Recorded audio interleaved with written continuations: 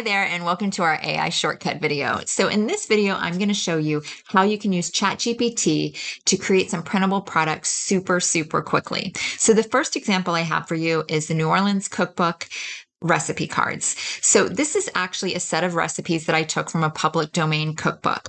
And we just made a little mini set here. So it's not every recipe. It's just a collection of 10 recipes, plus a little cover card and a blank one. Now, as I went through with ChatGPT and created each of these, I did prompt it and specifically request at some point that it started varying the backgrounds because I wanted these to look like true vintage recipe cards, like they had been in someone's recipe box for quite a few years and somebody's pulling them out looking at them. So I really had fun with the whole style of these. Now let me show you how easy it was to go from having nothing to have these adorable little cards.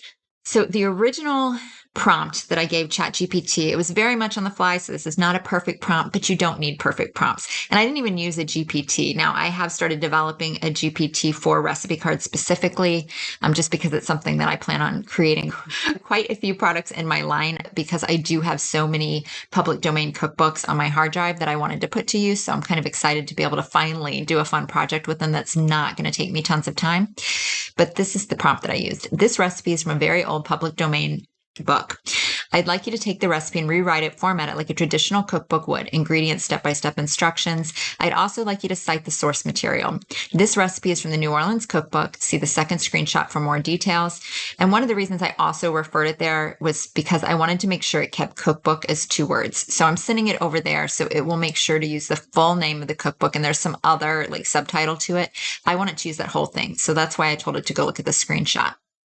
I'd like you to create a fully designed recipe card, including decorative elements and additional ratio dimension for a 4x6 recipe card. I'll download the graphic file you create and upload in a Canva template for a 4x6 recipe card. So it's important that size and dimensions are accurate. I just repeated that twice because I just like to make sure that it's in the right ratio dimensions from the get-go.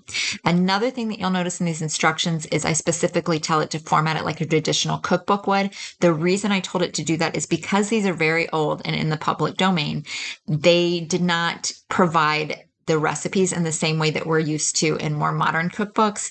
So for instance, this first muffin one is probably one of the more descriptive ones. She actually gives some instructions, work the butter well into the mixture.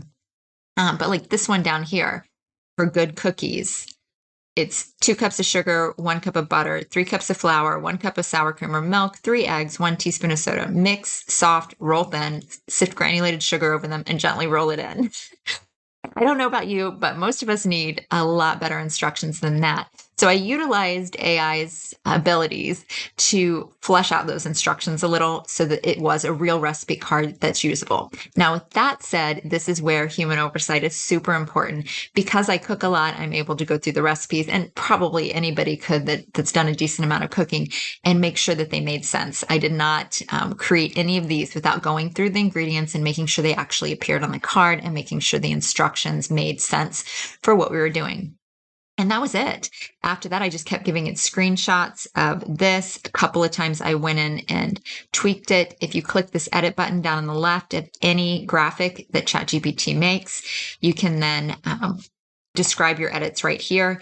It makes it very easy because you can literally say, I don't like how this word looks, or I don't like this image. I don't like the corner borders. Whatever it is, no matter how small, you can tell it right there. And 9 times out of 10, it does a perfect job correcting whatever the issue was that you asked it to fix. Now, just to show you how simple it is, we're going to go ahead and we're going to try a different printable with this thread right here.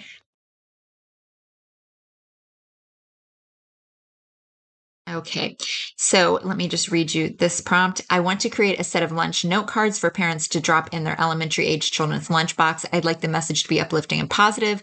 I'd like the font to be playful. I'd also like you to pick a fun palette that we'll use throughout the set. Can you create the first card and I'll give you feedback? These cards will be 3.5 inch by 3.5 inch squares, so please ensure they're 1-to-1 scale. I want these fun and playful. Each card should look like it belongs in the set with the others, but each card should also be unique so children won't feel they're all the same. And we're just going to hit enter. Now, ChatGPT is a little slow feeling as it creates these images. But there is one thing that I want to point out is that ability to work with it and use just regular language and sentences to tell it what you want to tweak ends up saving you time in the end. So when I work in MidJourney, for instance, because I can't do that same kind of editing back and forth, it's a little different to edit your MidJourney images. I work in volume. So I will give it a ton of prompts. And, each prompt has 4 images and I might like all 4. I will just keep on and keep on and keep on because I know that once I start pulling all those images and I've upscaled them and I'm looking at them, I'm going to see things that just aren't right to me, that I'm not going to want to mess with at all. I'm going to start moving backgrounds on some and find that it's not worth my effort to deal with. So all these things kind of start showing up where I realize, oh, that graphic's not usable. That one's not usable. So I may have 120, 150, even more sometimes graphics to start with. And then it slowly comes down to 20 or 30 graphics that really look good and that I'm going to move forward with. That said, whenever I work with ChatGPT, even though it's slower, as you can see right now, to create that initial image, because I'm just focused on that one image, I ask it to change things. I rarely discard an image. I'm almost always going to use it. So most of the time, if I want to create 20 graphics, I work with ChatGPT on each of those graphics, and I'm only really making 20 prompts with maybe a few edits in there, edit requests. So it feels longer as you wait, but for me, it saves a lot of time. Now, that said, I also like MidJourney's style for certain projects that I'm working on where I would not necessarily use ChatGPT. So one thing that we all know is every AI platform has its strengths and weaknesses. And, sometimes one is going to function better than the other. But I really like this for creating these almost done printables that you can get listed so quickly, or you can send them out as gifts to your audience, or you can use them as an opt-in to build your list. Now, here's the first card. You're amazing just being you. I love this. It's adorable. It's bright. Let me ask it to do one more.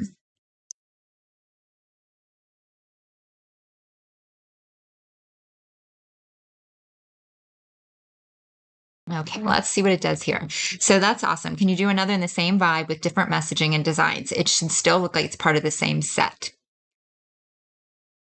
Now, anytime that AI gives you a response that you like, I always like to say, that's awesome. I love it. It's great, because I believe that the more positive feedback you give it, the more it's going to give you of the same.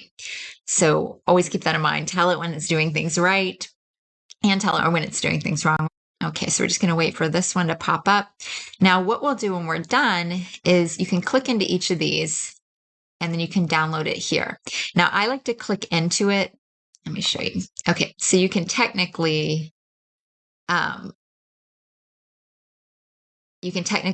it there by clicking on that arrow and then click download. But you see, this is still a tiny image and this one is bigger yet. But then when we click right into it, that's the biggest. So a lot of times I find that I'm finding more of the errors or things I want to tweak whenever I have it in this larger size. And that's where I'll download it from there after I've double checked everything.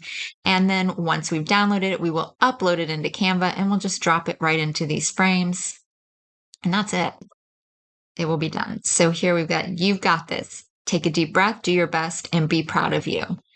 So again, I really like these, and I could see having an entire set of these. In fact, I will continue with this and make an entire set, and then I'll drop them right in here. So that's it for your AI video for today. I hope this has been helpful, and I will talk to you soon.